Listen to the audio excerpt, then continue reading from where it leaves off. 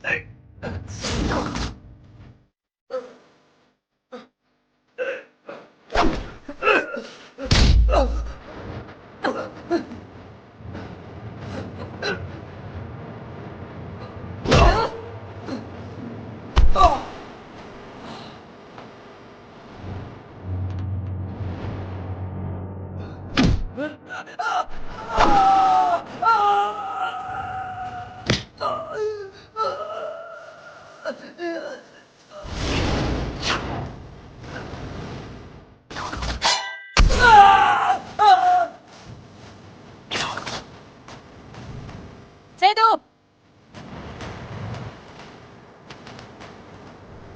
யார் இவன்? தெரியல. டேய், அவன் யார் என்னன்னு உடனே விசாரிங்கடா. உடனே தெரிஞ்சாகணும். ம்.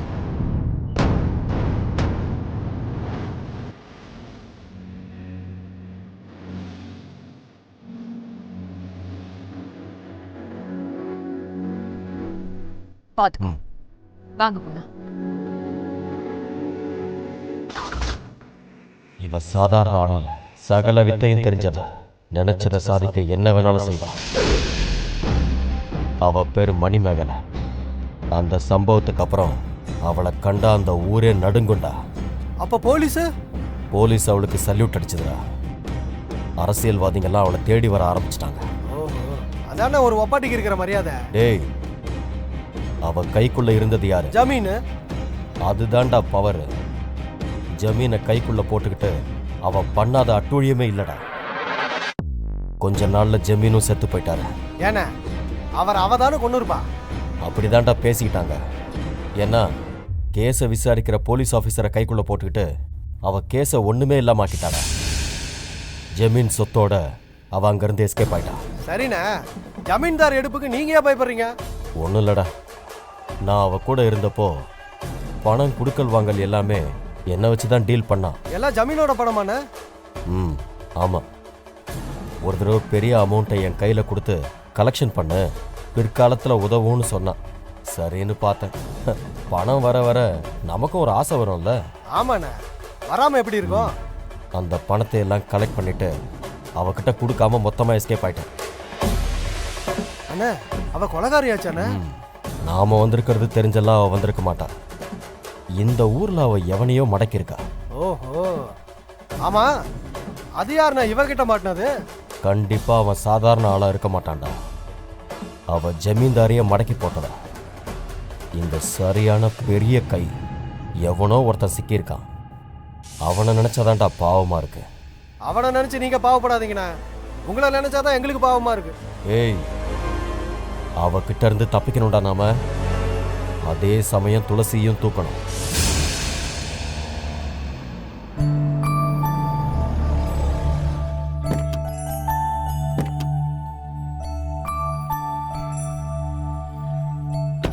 இருமா, அந்த வந்துடுறோம். எங்க போறீங்க சிவா? இல்ல, முன்னாடி ஒரு இளநீ கடை இருந்துச்சுல, போய் இளநீ சாப்பிட்டு கிளம்பலாம். தம்பி, எனக்கு எதுவும் வேண்டாம் தம்பி. இது நாம இருட்டத்துக்கு முன்னாடி வீட்டுக்கு போயிடலாம். அப்படிங்களா? சரி, அம்மாவுக்கும் உனக்கும் வாங்கிட்டு வந்துடுறேன். ஏங்க, உங்களுக்கு என்னதாங்க ஆச்சு? நானும் ஹாஸ்பிட்டல்ல இருந்து வந்ததுல இருந்து பாத்துக்கிட்டே இருக்கேன். நீங்க ஒரு மாதிரியாவே இருக்கீங்க. எனக்கு ஒண்ணும் இல்லைங்க, வீட்டுக்கு போனா சரியா போயிடும். இனிமே நம்ம இங்க வர வேண்டாமா? நம்ம வேற ஆஸ்பத்திரிக்கு போயிடலாம். இல்லையே, அது நல்ல ஹாஸ்பிட்டல் தானே. சிவாவுக்கு சரியாயிடும்னு டாக்டர் வேற கன்ஃபார்மா சொல்றாங்களே. நீங்க ஏன் இப்படி சொல்றீங்க? எவ்வளோம்மா இளநீ? 50 ரூபாப்பா. 2 கொடுத்துருக்குமா? அம்மா அவங்க அப்படிதாம்மா, திடீர்னு ஏதாவது பேசிட்டே இருப்பாங்க. அவங்களுக்கு ஹாஸ்பிட்டல் வாசனை வந்தாலே இப்படிதான், ரொம்ப டென்ஷன் ஆயிடுவாங்க. இல்ல ஜனனி, அவங்க திரும்ப திரும்ப சொல்றாங்கன்னா அதுக்கு ஏதோ ஒரு காரணம் இருக்கு.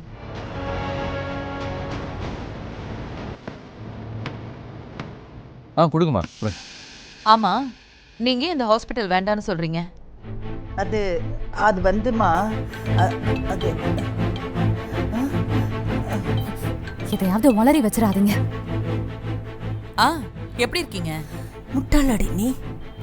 சிவாவுக்கு ஞாபகம் வந்தா உன் நிலைமை என்ன ஆகும்னு கொஞ்சமாவது நீ யோசிச்சு பார்த்தியா? ஞாபகம் வரட்டும் முதல்ல, அதுக்கப்புறம் என் பிரச்சனையை பார்த்துக்கலாம். அதுக்கு முன்னாடி நீங்களா ஏதாவது உளறி அப்புறம் அம்மாக்கு ஏதாவது ஆயிட போகுது. அப்போ உனக்கு ஏதாவது ஆனா பரவாயில்லையா? அவங்க மட்டும்தான் உனக்கு முக்கியமா? ஆமா, அவங்க எனக்கு தெய்வம் மாதிரி.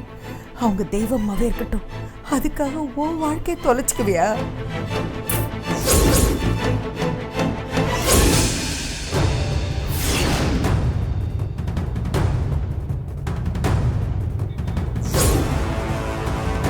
தம்பி,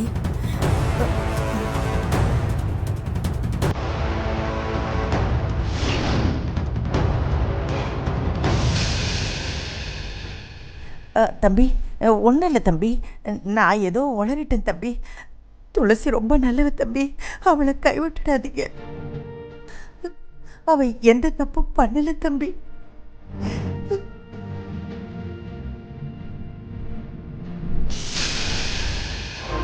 தம்பி, துளசி எந்த தப்பு பண்ணல தம்பி, அவளை கைவிட்டுடாதீங்க தம்பி. அவளை கையெடுத்து கும்பிடுறேன்.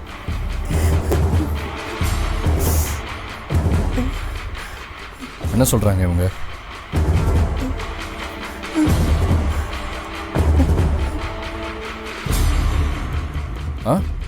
என்னம்மா சொன்னீங்க? எனக்கு கேட்கல. நல்ல வேளை நான் பேசுனது அவருக்கு கேட்கல. ஆமாம் தம்பி. அவங்க என்னடா சொல்ல போறாங்க? அந்த ஹாஸ்பிட்டல் தேவையில்ல, திரும்ப போகாதீங்கன்னு சொல்லுவாங்க. அதானம்மா? ஆமாம்மா. ஆமாம் தம்பி, அம்மா சொல்றதுதான். எதுக்கு வேணாம்மா இனிமே அங்கே போகிறோம்? ஜனனி, உனக்கு என்ன ஆச்சு? இல்ல, ஒன்றும் இல்லை. எல்லையே குடி. இந்தாம்மா, இந்தா குடி.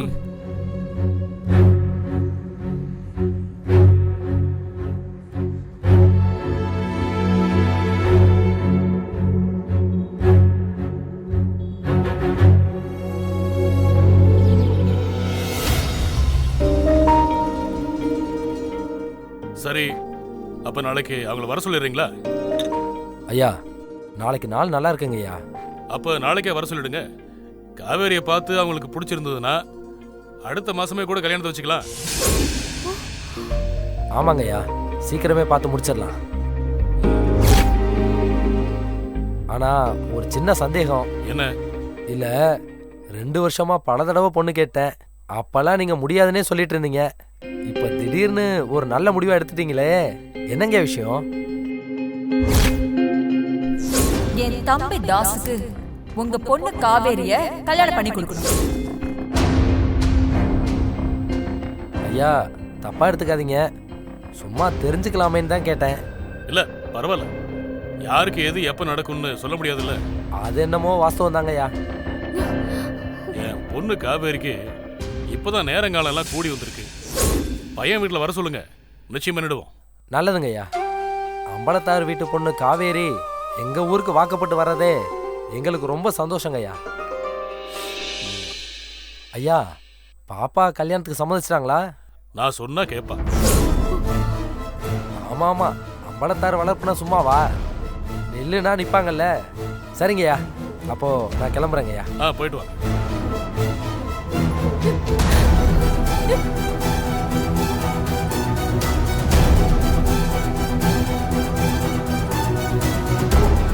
ஜனனி, மாத்திரை மருந்து எல்லாத்தையும் வாங்கிட்டியாமா?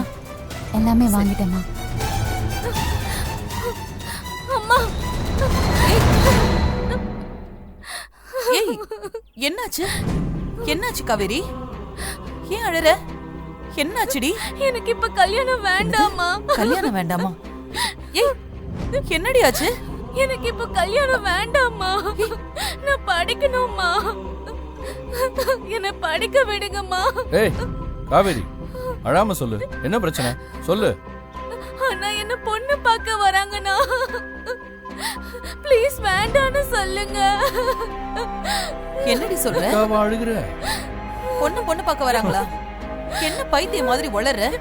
ஏய், பகல் கனவு ஏதாவது கண்டியா? என்ன முரட்டு தூக்கமோ? அதுல எந்திரிச்சு வந்துட்டியா? அண்ணா நான் ஒண்ணு தூங்கல, உண்மையதான் சொல்றேன். உன்னை பொண்ணு பார்க்க வராங்கன்னு உனக்கு யார் சொன்னா? அப்பா தான் சொன்னார்.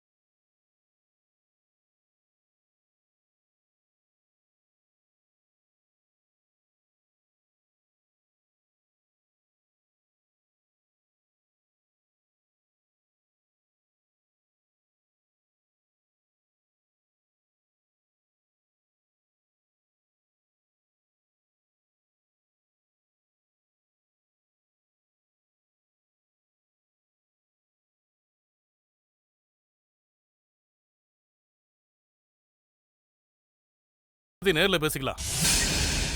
என்ன கேட்ட? காவேரிய பொண்ணு பார்க்க யாராவது வராங்களா? ஆமா, வர சொல்லிருக்கேன். நாளைக்கு பொண்ணு பார்க்க வராங்க. எல்லாம் ரெடியா இருக்கு.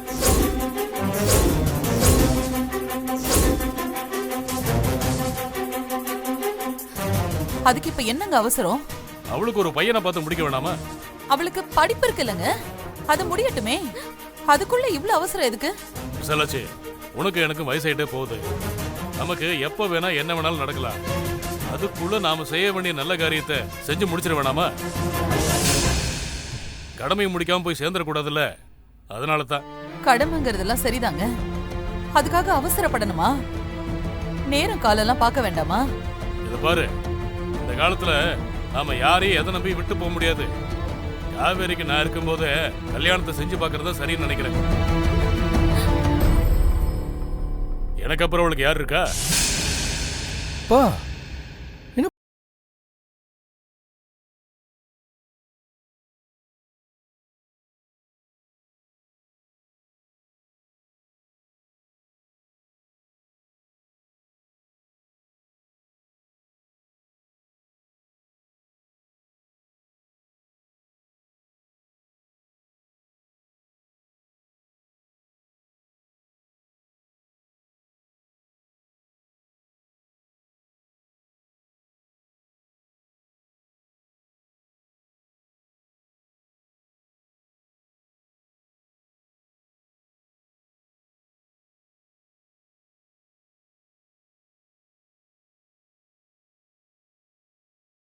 முன்னாடியா இல்லனா பின்னாடியா? அதுக்கப்புறம் தான். அப்போ உண்மையான பாசம் இருந்திருந்தா பெத்த அப்பங்கிட்ட ஒரு வார்த்தை கூட சொல்லாம கல்யாணத்தை பண்ணிட்டு வந்து நிப்பானா?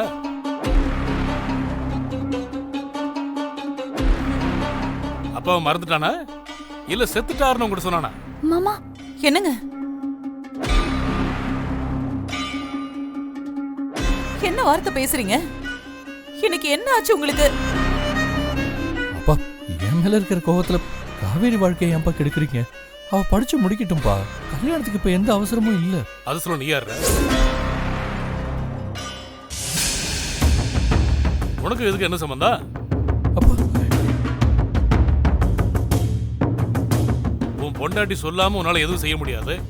நீ என்கிட்ட பேசுறியா? அப்பா ரொம்ப பேசிட்டீங்கப்பா. அம்மா பாத்தியம்மா, அப்பா எப்படிலாம் பேசுறாரு பாரு. டே சிவா, 1000 தான் இருந்தாலும் பெத்தவங்களுக்கு தெரியாதா பிள்ளைங்களுக்கு எப்ப கல்யாணம் பண்ணணும்னு? வயசுக்கு வந்த பிள்ளைய வீட்டுல வச்சிருக்க கூடாதுன்னு ஒரு அப்பா நினைக்கிறதுல தப்பு இல்லடா.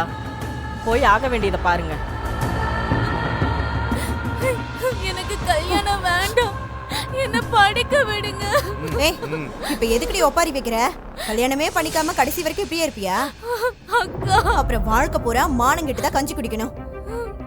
கையேந்தி வாழ்றதை விட கல்யாணத்தை பண்ணிக்கோ. அமராவதி, எல்லாம் மீறி போக கூடாது பேச்சு சொல்லிட்டேன். அத்த, அமராவதி ஒன்னும் தப்பா சொல்லியா அத்த? உண்மையதானே சொல்றா? அதை ஏன் தடுக்கிறீங்க?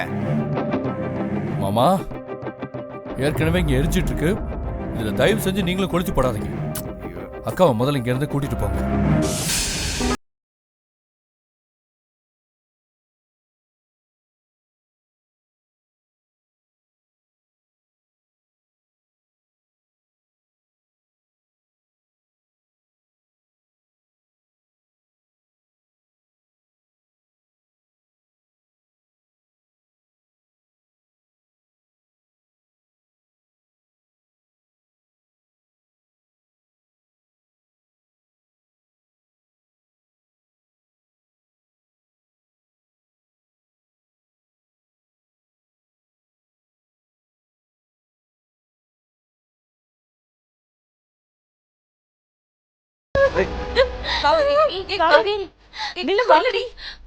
காவேரி,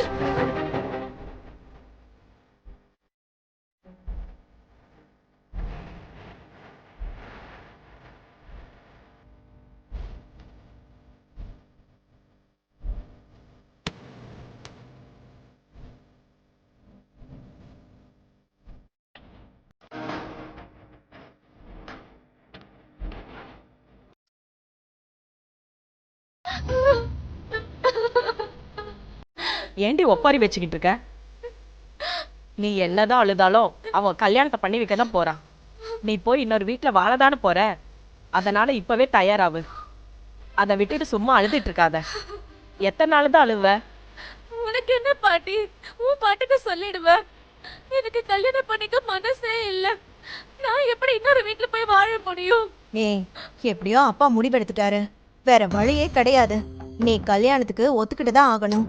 ஒத்துக்காம இங்கேயே இருந்துடலாம்னு நினைச்சனா இந்த ஜனனி கிட்டயும் சிவா கிட்டயும் மாட்டிக்கிட்ட நீ கஷ்டப்பட போற.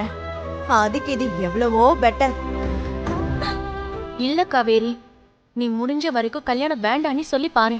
என்னதான் பண்றாங்கன்னு நாமளும் பாப்போமே. கல்யாணத்துக்கு மட்டும் ஒத்துக்காத.